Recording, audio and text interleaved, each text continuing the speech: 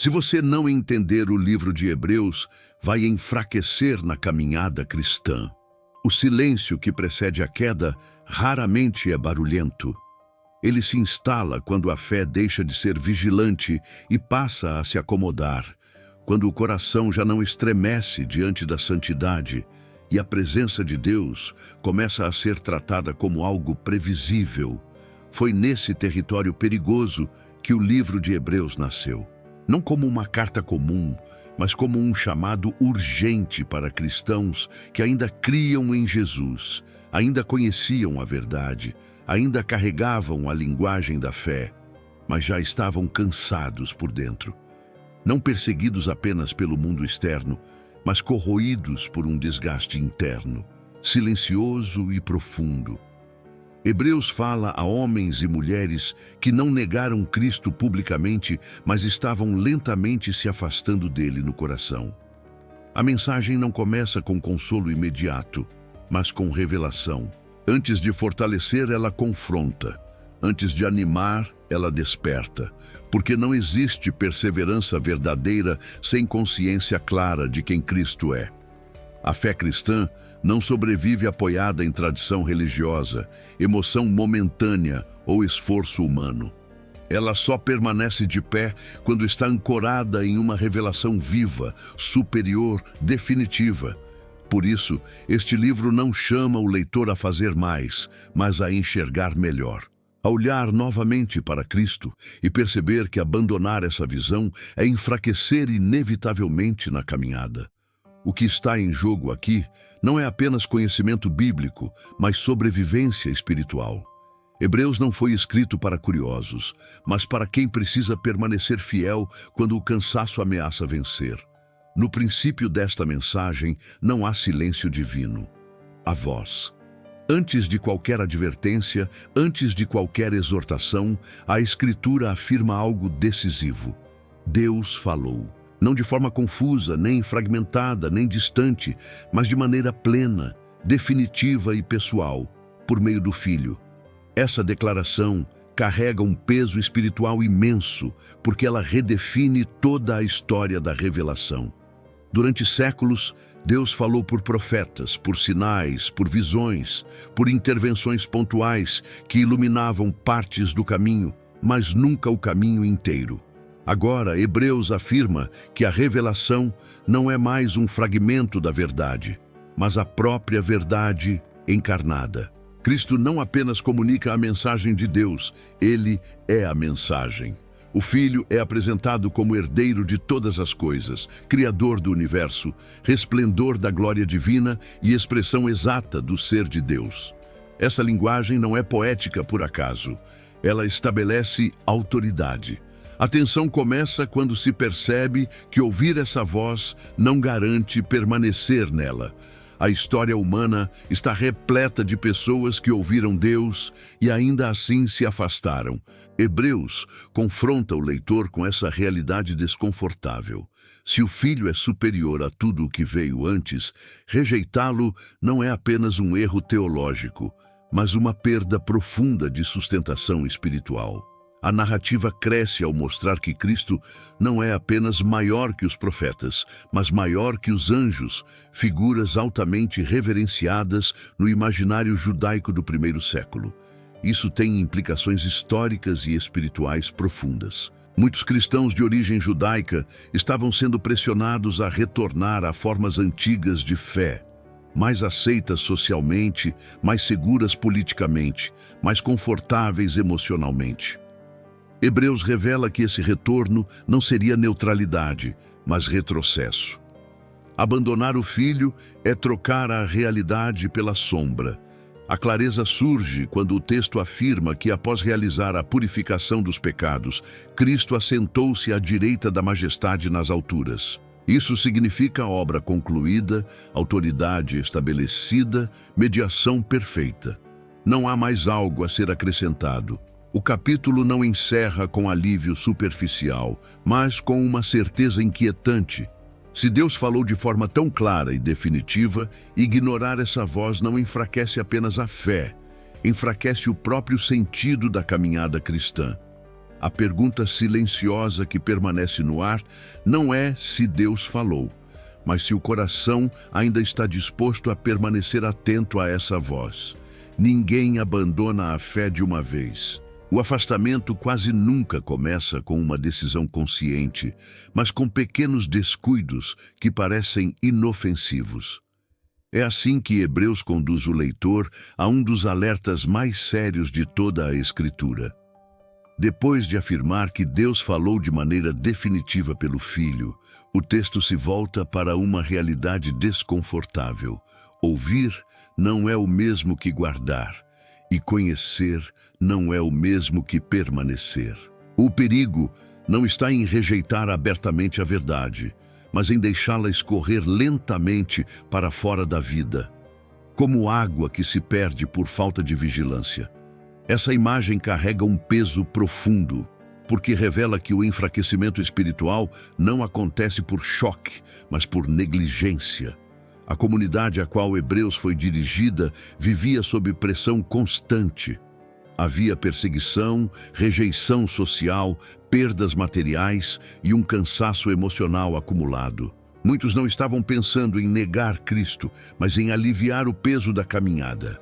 A tentação não era o pecado escandaloso, mas o retorno silencioso a práticas antigas, mais seguras, mais aceitas, menos custosas. Hebreus expõe que esse tipo de movimento não é neutro. Ele cria uma tensão entre a grandeza da salvação recebida e a leveza com que ela pode ser tratada. O texto relembra que, se a palavra anunciada por meio de mensageiros no passado trouxe consequências quando foi desobedecida, quanto maior será a responsabilidade diante de uma salvação anunciada pelo próprio Filho de Deus. A narrativa avança, mostrando que a salvação em Cristo não foi entregue em segredo, nem confirmada por testemunhos frágeis.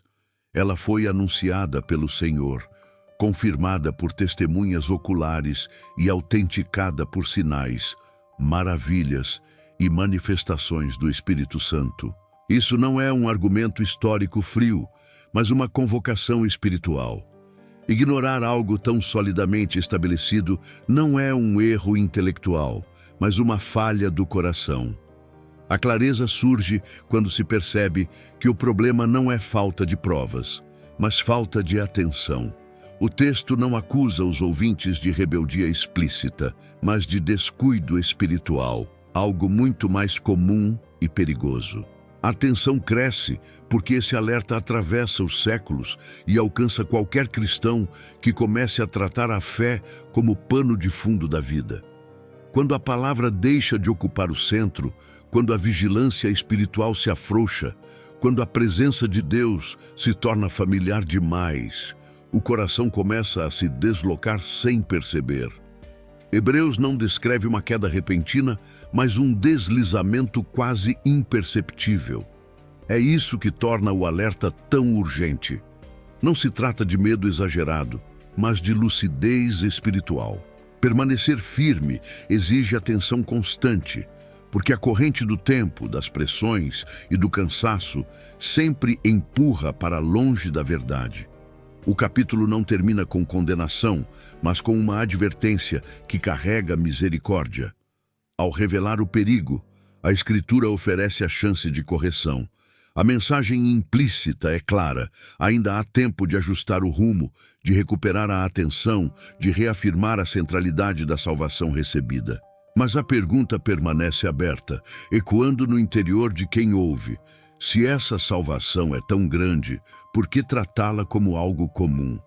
Essa inquietação prepara o coração para encarar um problema ainda mais profundo, que não nasce apenas do descuido, mas da resistência interior à confiança plena em Deus.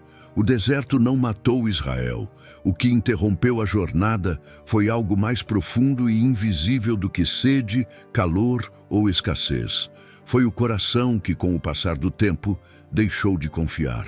Ao conduzir o leitor para a história do povo no deserto, Hebreus não faz uma lembrança distante, mas um espelho espiritual.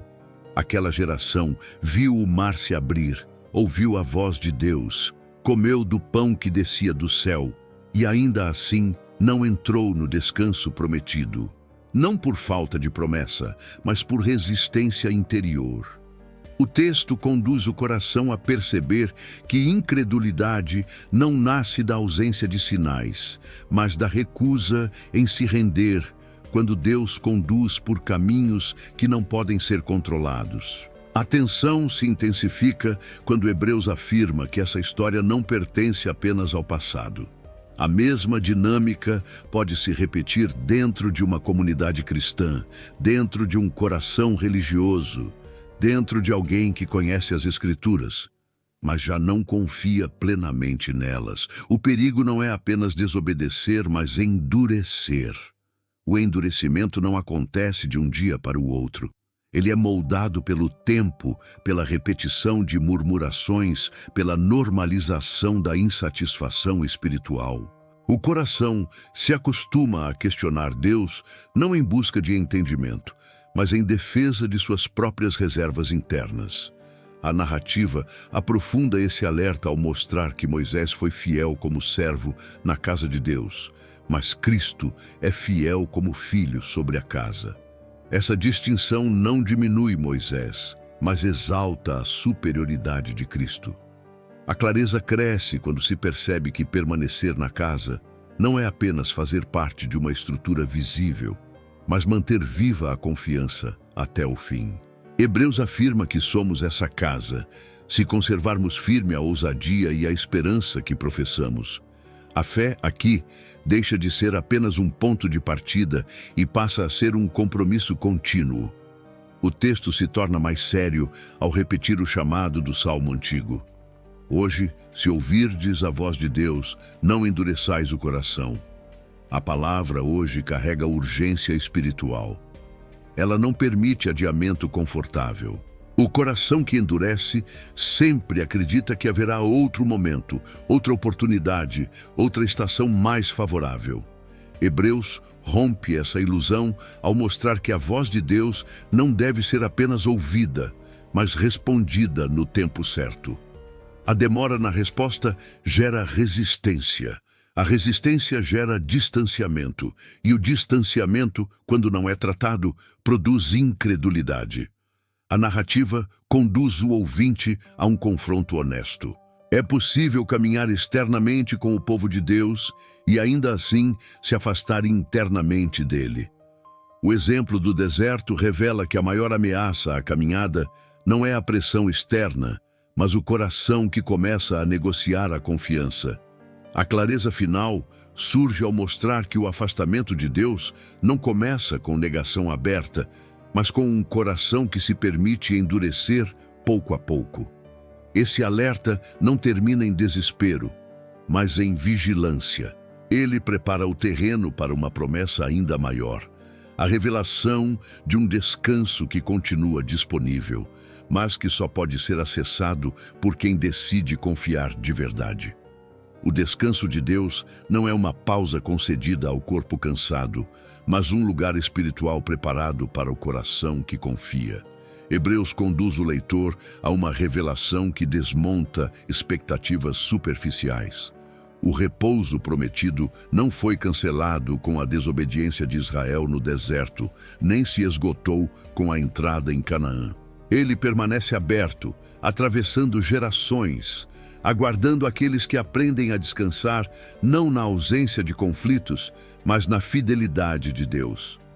Essa afirmação carrega uma tensão profunda, porque revela que é possível estar em movimento religioso constante e ainda assim não ter entrado nesse descanso. A narrativa avança, mostrando que o problema nunca foi a promessa, mas a resposta humana a ela. O descanso falhou no passado não por limitação divina, mas porque a palavra ouvida não foi acompanhada de fé. Aqui, Hebreus desloca o foco do cenário externo para o interior do homem. O repouso verdadeiro não é geográfico nem circunstancial. Ele é relacional. Entrar nesse descanso exige confiança plena, não controle. Por isso, a Escritura afirma que quem entra no descanso de Deus também descansa de suas próprias obras, assim como Deus descansou das suas. Essa linguagem não aponta para a inatividade, mas para cessar a tentativa de se justificar, de se sustentar espiritualmente por esforço próprio. A tensão se intensifica quando o texto revela que muitos conhecem a promessa, falam sobre ela, desejam seus benefícios, mas nunca entram de fato. O motivo não é ignorância, mas resistência. O coração que insiste em manter o controle não consegue descansar. Hebreus expõe que a fé não é apenas acreditar que Deus existe, mas confiar que Ele governa mesmo quando o caminho não é compreendido. O descanso permanece disponível, mas não é automático. Ele é acessado por aqueles que escolhem confiar onde outros endurecem. É nesse ponto que a palavra de Deus entra em cena com peso avassalador. Ela não aparece como consolo imediato, mas como instrumento vivo, penetrante, capaz de alcançar as regiões mais ocultas da alma. A Escritura não apenas informa, ela revela. Ela discerne intenções, expõe motivações e separa o que é fé genuína do que é apenas aparência religiosa. A clareza surge quando se percebe que o descanso de Deus não pode ser alcançado enquanto o coração esconde reservas, medos e resistências não confessadas. A palavra ilumina aquilo que o próprio indivíduo tenta ocultar de si mesmo. A narrativa conduz o ouvinte a um ponto de reverência profunda. Nada está oculto diante daquele a quem devemos prestar contas. Essa afirmação não nasce para gerar medo paralisante, mas consciência. O descanso de Deus não é superficial. Ele exige verdade. A boa notícia é que mesmo diante dessa exposição completa, a promessa permanece aberta. O texto não termina com fechamento, mas com convite. Ainda há um descanso disponível hoje, ainda há acesso, ainda há graça. Mas a entrada nesse repouso exige abandonar a ilusão de controle e confiar plenamente na fidelidade de Deus. Essa revelação não encerra o peso espiritual, ela o aprofunda. Porque diante de um Deus que vê tudo e ainda assim oferece descanso, surge uma pergunta inevitável. Quem pode permanecer diante de tamanha santidade sem um mediador perfeito? A resposta começa a se revelar no próximo passo dessa jornada. Cristo não reina distante da fragilidade humana. Antes de ser apresentado como o mediador exaltado, Hebreus o revela como aquele que conhece o peso real da existência, a tensão da obediência e o custo silencioso do sofrimento. O texto conduz o coração a compreender que o sumo sacerdote que intercede não observa a dor de longe, mas a atravessou. Ele conhece a fraqueza não por teoria, mas por experiência vivida em carne e sangue. Essa verdade carrega um consolo profundo e, ao mesmo tempo, um confronto inevitável. Se Cristo conhece a fraqueza, não há espaço para fingimento diante dele. A narrativa mostra que, nos dias da sua carne, o Filho ofereceu orações e súplicas com forte clamor e lágrimas àquele que o podia livrar da morte. Essa imagem rompe qualquer ideia de espiritualidade fria ou distante. A obediência de Cristo não foi automática nem isenta de dor. Ela foi aprendida no sofrimento. Aqui, Hebreus eleva a compreensão da maturidade espiritual. Obedecer não é apenas cumprir ordens, mas submeter a própria vontade, quando o caminho exige entrega total. A tensão cresce quando se percebe que a maturidade cristã não nasce do conforto, mas da disposição de aprender a obedecer, mesmo quando a obediência custa. O texto avança mostrando que Cristo foi aperfeiçoado, não no sentido de correção moral, mas no cumprimento pleno de sua missão redentora. Ele se torna a fonte de salvação eterna para todos os que lhe obedecem. Essa afirmação desloca a fé de uma adesão emocional para um relacionamento vivo de confiança e submissão.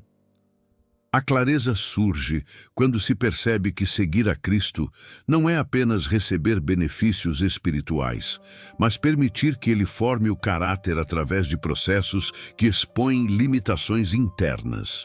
Nesse ponto, Hebreus volta o olhar para os ouvintes e revela um problema delicado. Muitos já deveriam ser maduros, mas ainda necessitam de alimento básico. Não por falta de tempo, mas por resistência ao crescimento. A narrativa não acusa com dureza, mas expõe com verdade. Existe uma diferença entre conhecer a linguagem da fé e viver a profundidade dela. Permanecer na superficialidade espiritual gera fraqueza. Não porque Deus retém graça, mas porque o coração se recusa a avançar. A imaturidade não é apenas uma fase inicial.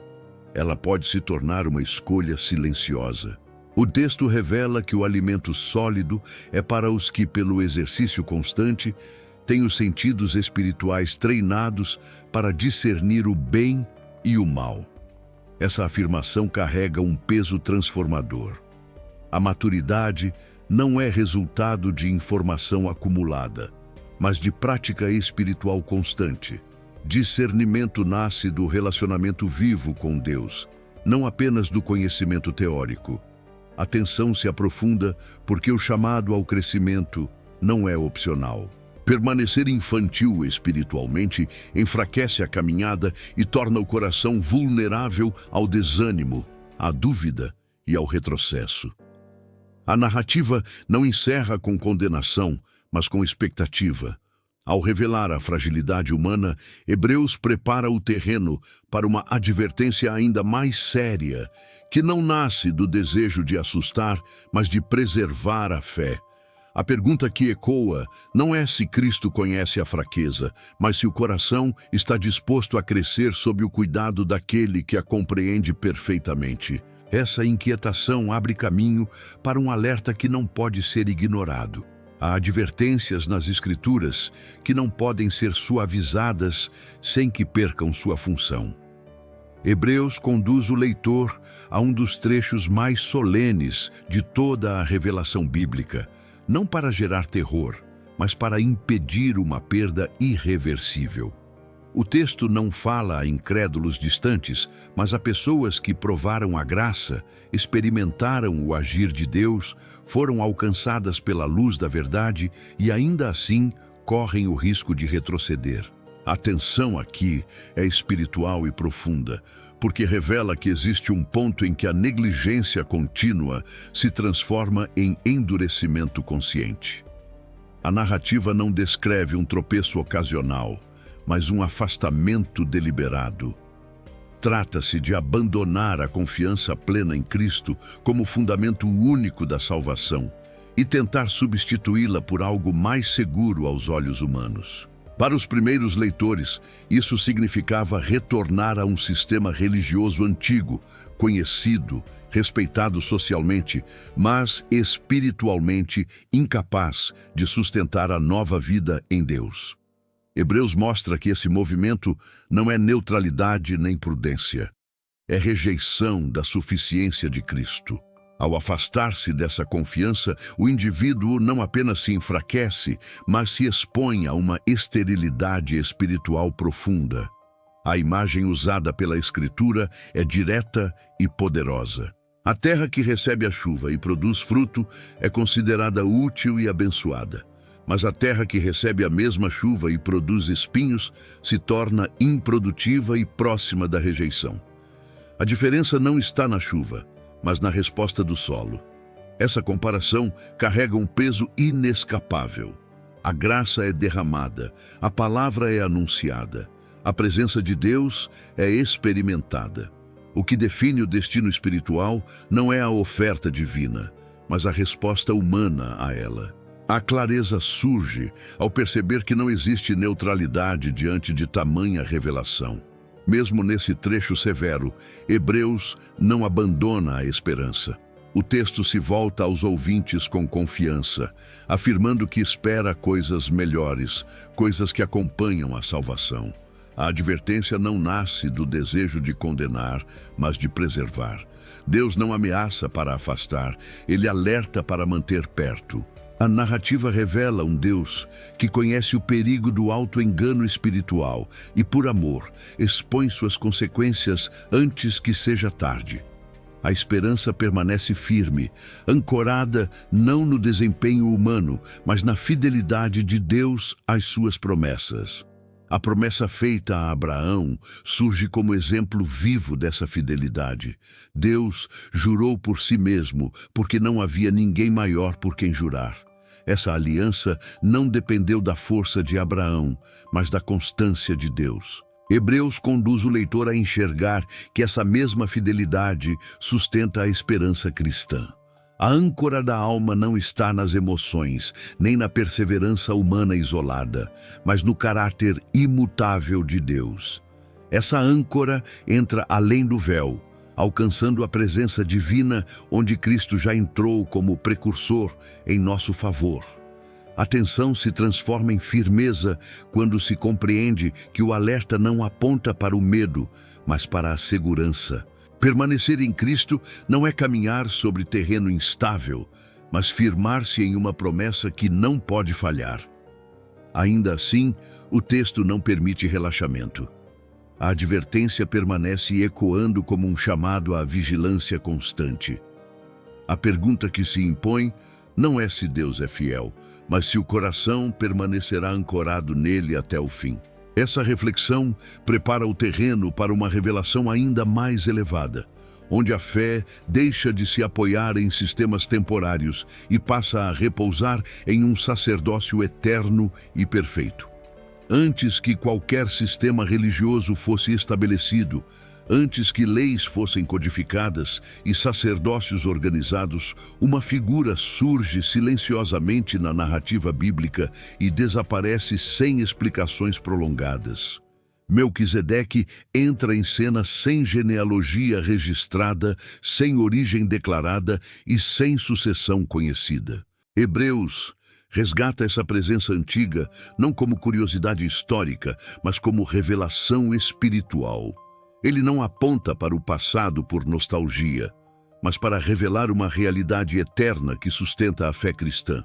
A tensão nasce quando se percebe que Deus já havia preparado muito antes da lei um modelo de sacerdócio que não dependia de herança humana nem de continuidade biológica. Melquisedeque é apresentado como rei de justiça e rei de paz, reunindo em si duas dimensões que raramente caminham juntas nos reinos humanos. Ele abençoa Abraão, o patriarca da promessa, e recebe dele os dízimos. Esse detalhe carrega um peso profundo, porque estabelece uma hierarquia espiritual clara. O maior é abençoado pelo menor, e quem recebe os dízimos ocupa a posição de autoridade espiritual. Hebreus conduz o leitor a perceber que, ao reconhecer Melquisedeque, Abraão reconhece algo que transcende sua própria descendência. A clareza começa a se formar quando se entende que esse sacerdócio não nasce da lei, mas da soberania de Deus. A narrativa avança mostrando que, se a perfeição pudesse ser alcançada pelo sacerdócio levítico, não haveria necessidade de outro. Mas a própria Escritura anuncia a vinda de um sacerdote segundo a ordem de Melquisedeque, não segundo Arão. Essa mudança não é administrativa, é espiritual. Onde há mudança de sacerdócio, há também mudança de aliança. A tensão cresce ao revelar que o antigo sistema, embora estabelecido por Deus, era provisório. Ele apontava para algo maior, mas não podia produzir transformação definitiva. Ele regulava o exterior, mas não purificava plenamente a consciência. Cristo surge, então, não como um sacerdote temporário, mas como aquele que permanece para sempre. Seu sacerdócio não é sustentado por mandamento carnal, mas pelo poder de uma vida indestrutível. Essa afirmação carrega a autoridade absoluta. Enquanto os sacerdotes antigos eram muitos, impedidos de permanecer pela morte, Cristo vive eternamente e exerce um sacerdócio contínuo. A clareza se aprofunda quando se percebe que a fé cristã não depende de sucessões humanas, nem de mediadores passageiros, mas de um intercessor vivo, presente e eterno. Hebreus afirma que, por isso, Cristo pode salvar completamente os que por ele se achegam a Deus, vivendo sempre para interceder por eles. Essa verdade não é apenas doutrinária, é existencial. A salvação não é parcial, instável ou condicionada à força humana.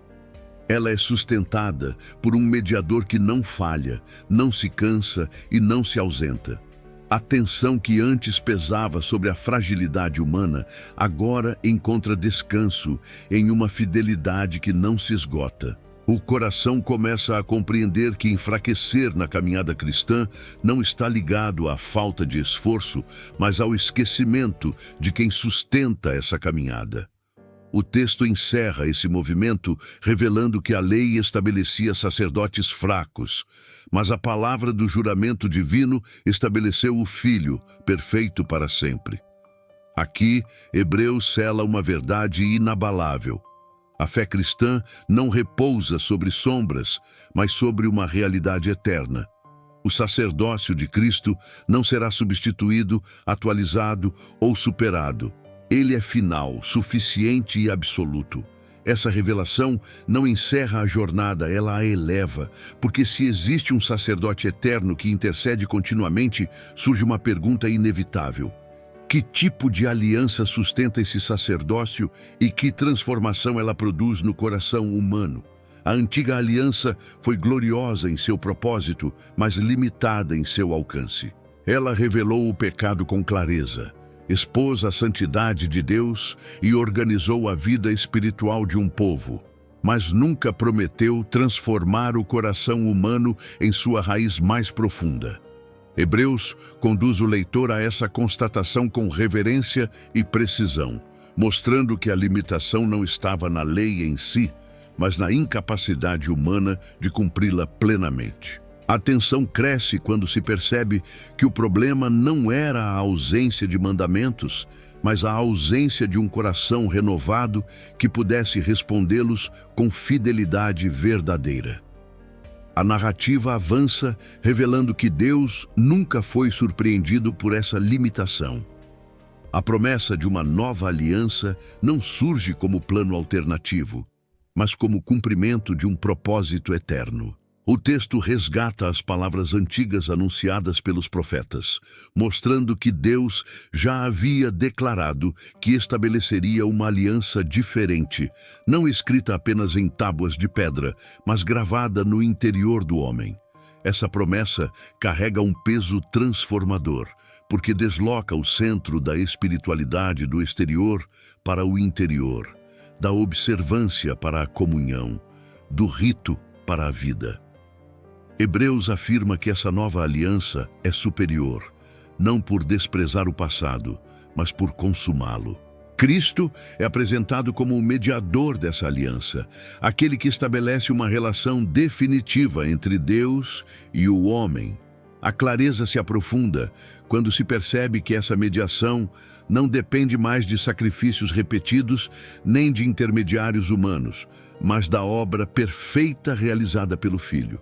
A fé deixa de se apoiar em ciclos intermináveis de culpa e expiação e passa a descansar em uma obra concluída que transforma a relação com Deus desde a raiz. A promessa central dessa aliança é profundamente pessoal.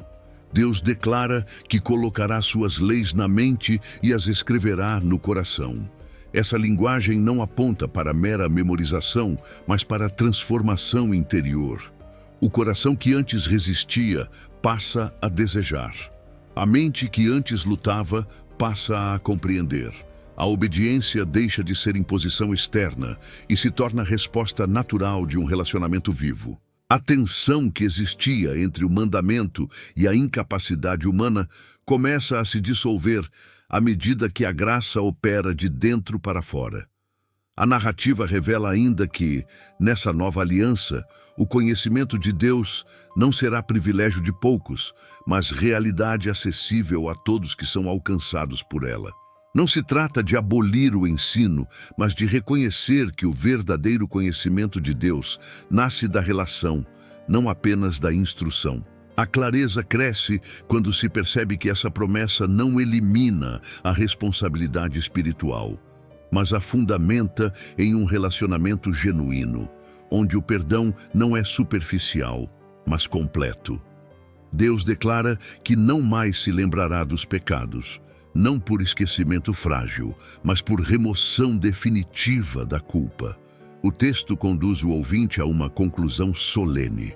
Ao estabelecer uma nova aliança, Deus declarou a antiga como prestes a desaparecer. Isso não é desprezo pelo que foi, mas afirmação de que o que veio em Cristo é final e suficiente. Permanecer preso ao antigo é resistir ao cumprimento da promessa. A fé cristã não avança olhando para trás, mas permanecendo firmada naquilo que Deus realizou plenamente em seu Filho. Essa revelação não encerra o peso espiritual da jornada, ela o intensifica. Porque se existe uma aliança capaz de transformar o coração e remover a culpa, surge uma pergunta inevitável. Qual foi o custo real dessa reconciliação e como esse perdão foi selado diante de Deus? O caminho para a presença de Deus sempre foi cercado por limites visíveis. No antigo sistema, o sagrado era protegido por cortinas, rituais e advertências silenciosas.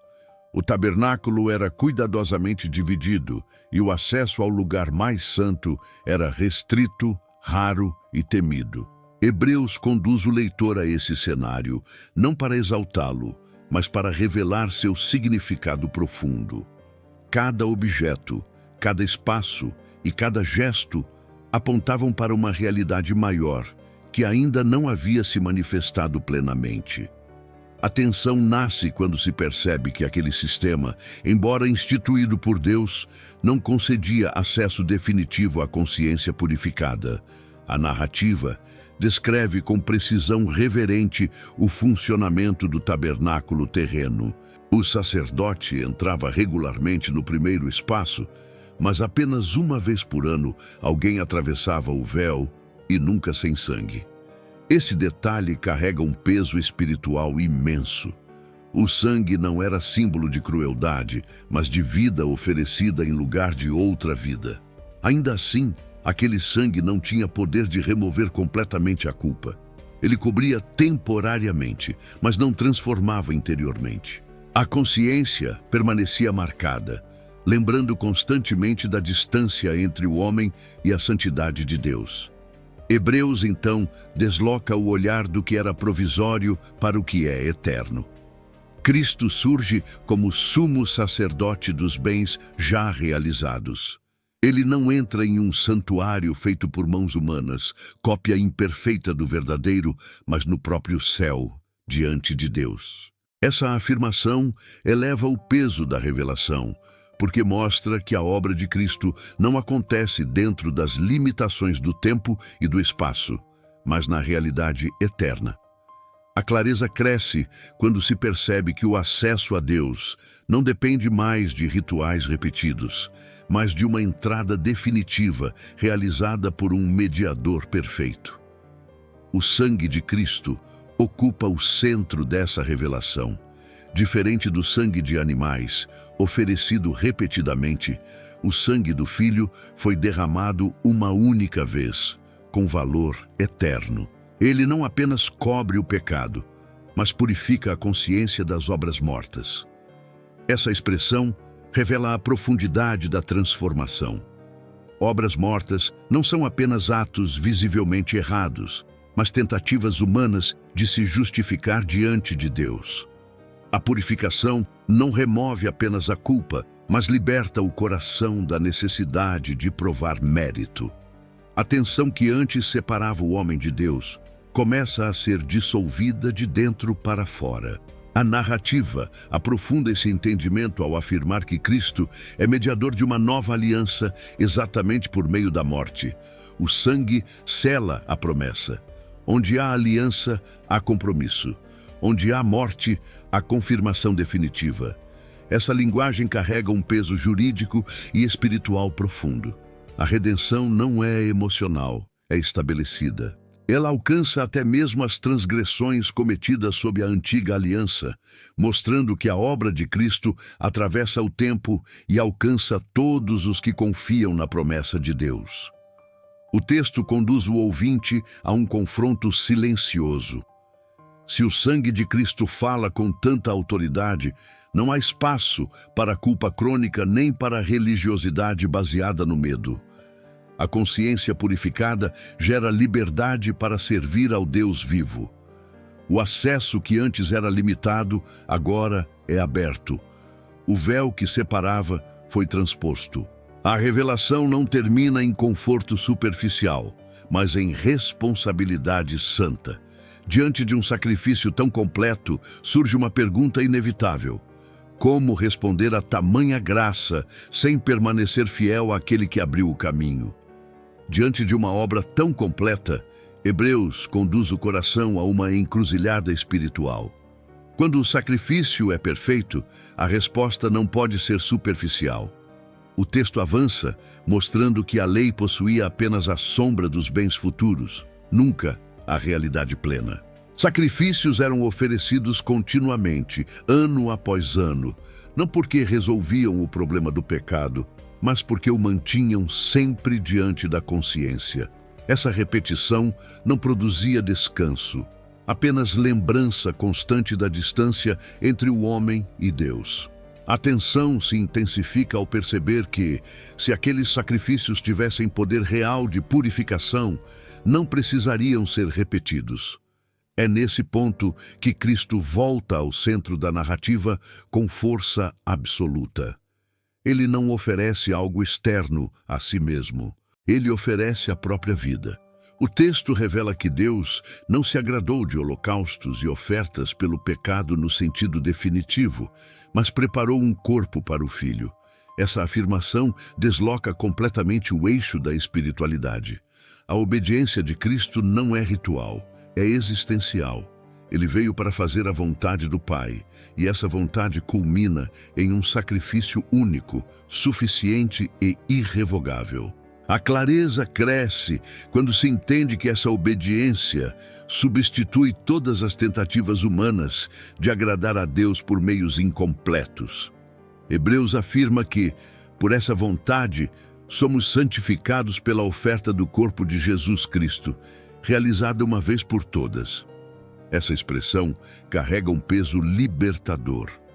A santificação aqui não é apresentada como processo incerto, sustentado pelo esforço humano, mas como realidade estabelecida pela obra de Cristo. Enquanto os sacerdotes permaneciam em pé, oferecendo continuamente os mesmos sacrifícios, Cristo se assentou. Esse gesto não é simbólico apenas, é teológico. Assentar-se significa obra concluída, autoridade exercida, redenção consumada. Não há mais nada a acrescentar ao que foi feito. A narrativa, porém, não conduz à passividade. Pelo contrário, ela desperta responsabilidade. Se os pecados foram removidos de maneira definitiva, não há mais oferta pelo pecado. Isso não significa licença para o descuido espiritual, mas chamado à fidelidade. Hebreus convida os ouvintes a se aproximarem com um coração sincero, em plena certeza de fé, com o coração purificado de uma consciência culpada e o corpo lavado com água pura. A atenção agora não está no acesso a Deus, mas na disposição do coração em se aproximar dele com verdade. O texto então se volta para a vida comunitária e espiritual, revelando que perseverar não é uma jornada solitária. A fé precisa ser confessada com firmeza, sustentada pela fidelidade de Deus e vivida em amor prático. Não abandonar a congregação não é regra institucional, mas proteção espiritual. O isolamento enfraquece, a comunhão fortalece. O chamado à perseverança se torna ainda mais sério quando Hebreus alerta sobre o perigo de pecar deliberadamente após receber o pleno conhecimento da verdade. Aqui, o texto não fala de tropeços, mas de desprezo consciente pela graça. A atenção retorna com força, lembrando que rejeitar um sacrifício tão elevado tem consequências inevitáveis. Mesmo assim, a narrativa não termina em ameaça vazia. Ela recorda os dias anteriores, quando os ouvintes suportaram lutas, afrontas e perdas por causa da fé. Essa lembrança reacende a esperança. A perseverança passada se torna testemunho de que é possível permanecer. A clareza final deste movimento é firme e solene. O justo viverá pela fé. Retroceder não agrada a Deus, não porque ele seja tirano, mas porque a vida verdadeira só é encontrada na confiança plena nele. A fé que salva é a fé que permanece. Essa revelação não encerra a jornada espiritual. Ela a eleva a um novo patamar. Porque, se a fé é o meio pelo qual se vive diante de Deus, surge naturalmente o desejo de compreender como essa fé se manifesta na história daqueles que caminharam antes. O próximo passo não é teórico, é testemunhal. A fé agora ganha rosto, voz e trajetória. A fé verdadeira raramente caminha por terrenos previsíveis. Ela se move quando a visão falha, quando as promessas ainda não se materializaram e quando a obediência exige passos que não oferecem garantias visíveis. Hebreus conduz o leitor a uma galeria viva de testemunhos, não para exaltar pessoas, mas para revelar como a fé opera quando Deus permanece fiel, mesmo em meio à incerteza humana. A fé é apresentada como a certeza das coisas que se esperam e a convicção de realidades que não se veem. Essa definição não é abstrata. Ela nasce da experiência concreta de homens e mulheres que escolheram confiar quando tudo ao redor sugeria o contrário. A narrativa começa no início da história humana, mostrando que a fé sempre foi o meio pelo qual o homem se aproxima de Deus. Abel oferece um sacrifício melhor não por técnica, mas por confiança. Enoque anda com Deus não por regras, mas por relacionamento. Noé constrói uma arca em um mundo que nunca viu chuva. Cada história carrega uma tensão silenciosa. A fé não surge como resposta ao conforto, mas como submissão à palavra de Deus, em contextos onde obedecer parecia irracional aos olhos humanos. A clareza cresce ao perceber que a fé não elimina o risco, ela redefine o sentido do risco. Abraão ocupa um lugar central nessa jornada. Ele é chamado a sair sem saber para onde vai, a viver como estrangeiro em uma terra prometida e a esperar por algo que seus olhos nunca viram plenamente. Sua fé não foi ausência de dúvidas, mas perseverança apesar delas. Hebreus mostra que ele aguardava uma cidade que tem fundamentos, cujo arquiteto e construtor é Deus. Essa esperança desloca a fé do imediato para o eterno.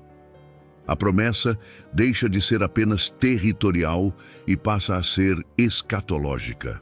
A fé amadurece quando aprende a desejar mais o que Deus prepara do que aquilo que Ele concede temporariamente.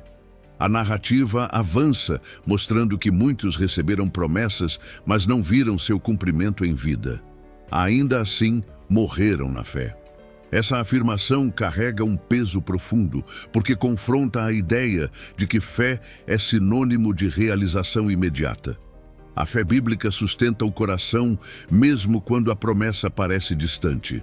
Ela ensina a viver como peregrino, reconhecendo que este mundo não é o destino final. A tensão se intensifica ao perceber que a fidelidade não garante conforto, mas significado eterno. Moisés surge como alguém que rejeitou os privilégios do Egito para sofrer com o povo de Deus. Ele considerou a afronta por causa de Cristo como riqueza maior do que os tesouros temporários. Essa escolha revela que a fé avalia a realidade por outro critério. O invisível passa a ter mais peso do que o visível. O eterno supera o imediato. A fé não ignora o sofrimento, mas o interpreta à luz da promessa. O texto acelera o ritmo ao mencionar juízes, reis e profetas que, pela fé, conquistaram reinos, fecharam bocas de leões e suportaram perseguições extremas. A clareza final deste movimento é contundente. A fé não produz um único tipo de resultado. Alguns venceram visivelmente, outros foram mortos sem ver livramento. Ambos agradaram a Deus. A fé não é medida pelo desfecho terreno, mas pela fidelidade à promessa divina. Hebreus conclui esse testemunho afirmando que Deus preparou algo melhor para nós. Essas histórias não são encerradas em si mesmas. Elas apontam para uma consumação que envolve todos os que permanecem firmes. A fé que começou no passado se conecta com a esperança presente e futura. Essa revelação não encerra a caminhada, ela prepara o coração para um chamado ainda mais pessoal. Diante de tamanha nuvem de testemunhas, a jornada agora se torna direta, íntima e inevitável. A caminhada cristã nunca foi apresentada como um percurso sem correção.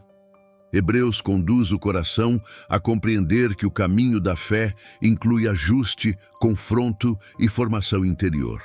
Cercados por uma grande nuvem de testemunhas, não somos convidados a admirá-las à distância, mas a prosseguir com perseverança, lançando fora todo o peso e o pecado que tão facilmente nos envolve. A imagem não é de condenação, mas de treinamento. A vida cristã é comparada a uma corrida longa, exigente, onde permanecer firme importa mais do que arrancadas momentâneas. A tensão cresce quando se percebe que muitos desistem não por falta de fé inicial, mas por não suportarem o processo que a fé exige. O olhar é então direcionado para Jesus, o autor e consumador da fé. Ele não apenas inicia a jornada, mas a completa. A narrativa revela que Cristo suportou a cruz, desprezando a vergonha, por causa da alegria que lhe estava proposta. Essa afirmação não romantiza o sofrimento, mas o coloca dentro de um propósito eterno. A cruz não foi um acidente, mas um caminho assumido com consciência plena. Ao contemplar Cristo, o cansaço interior começa a ser confrontado. A exaustão espiritual não nasce apenas das lutas, mas de perder de vista aquele que sustenta a caminhada. Hebreus então introduz a disciplina divina com uma profundidade pastoral rara. A correção não é apresentada como punição fria, mas como expressão de filiação. Deus disciplina aqueles a quem ama. Essa verdade carrega um peso transformador, porque redefine o sofrimento. A disciplina não é sinal de rejeição, mas de pertencimento.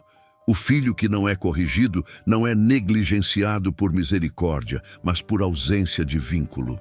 A clareza surge quando se percebe que a dor que forma é diferente da dor que destrói. A disciplina de Deus produz vida, não afastamento. A narrativa aprofunda essa compreensão ao mostrar que a correção humana é limitada e temporária, enquanto a disciplina divina é perfeita e orientada para a santidade. O objetivo não é conforto imediato, mas participação na natureza santa de Deus. A tensão se intensifica ao reconhecer que nenhuma disciplina parece agradável no momento, mas dolorosa. Ainda assim, ela produz fruto pacífico de justiça naqueles que por ela são exercitados. A maturidade espiritual nasce nesse exercício constante, onde a fé aprende a confiar mesmo quando o caminho aperta.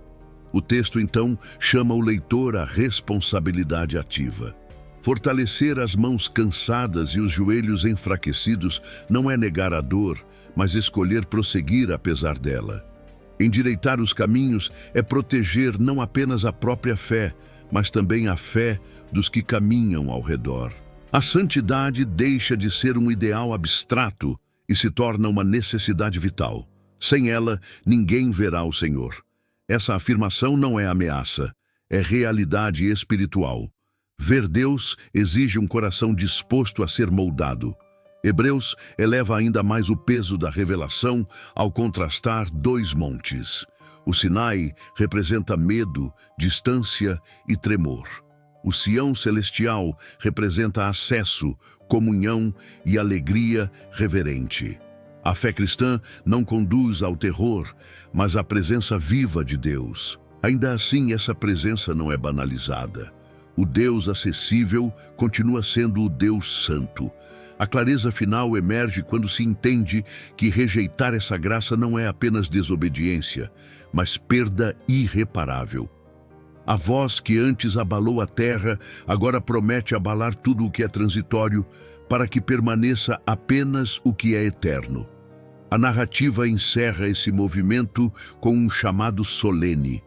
Recebendo um reino inabalável, somos convidados a servir a Deus com reverência e temor.